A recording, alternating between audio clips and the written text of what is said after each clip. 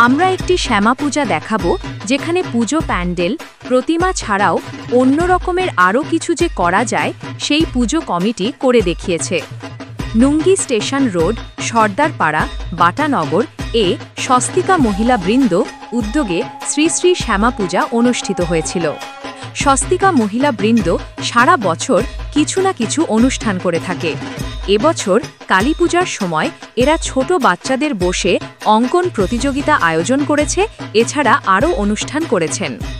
আরও একটি চোখে পড়ার মতো অনুষ্ঠান করেছেন বজবজের অঙ্কুর একটা এনজিও সংস্থা থেকে প্রায় ৩৫ জন বাচ্চাকে নিয়ে এসে ভাই ফোঁটার আয়োজন করেন এবং মিষ্টিমুখ আয়োজন করেছেন এবং তাদের শেষে কিছু খাওয়া দাওয়ার ব্যবস্থা ও স্কুল সামগ্রীর ব্যবস্থা করেন।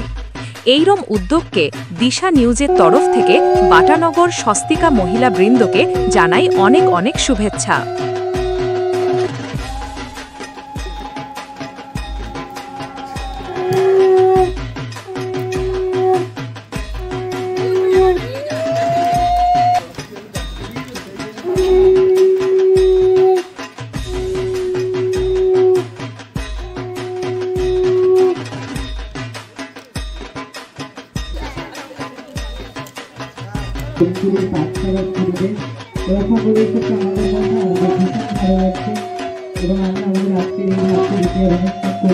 যাতে এই ভাতৃত্বের অনুষ্ঠান সবার ভাতৃত্বের যে আনন্দ তা সবার মধ্যে আমরা ভাগ করে নিতে পারি।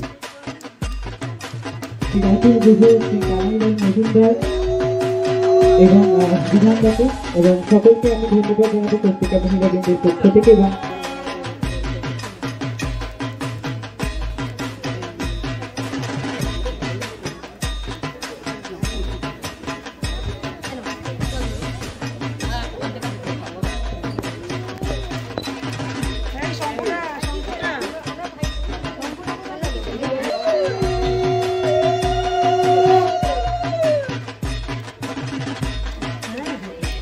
আজকে আমরা প্রতি বছরের নয় এবছর আমরা শ্যামা পুজোর আয়োজন করেছি এবং শ্যামা পুজো উপলক্ষে আমরা ছোট্ট ছোট্ট শিশুদেরকে নিয়ে একটা ভাইফোঁটার অনুষ্ঠান করেছি এবং সেই অনুযায়ী আমরা তাদেরকে একটু মিষ্টি খাইয়েছি, একটু কিছু গিফট দেব, এটাই আমাদের ইচ্ছে, এটাই আমাদের।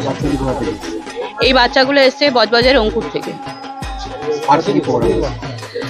আর আমরা গতকাল আমরা করেছি ড্রয়িং কম্পিটিশন, তারপরে আবৃত্তি কম্পিটিশন, আর আজকে বিকেলে আমরা প্রতিমা নিরঞ্জন করব।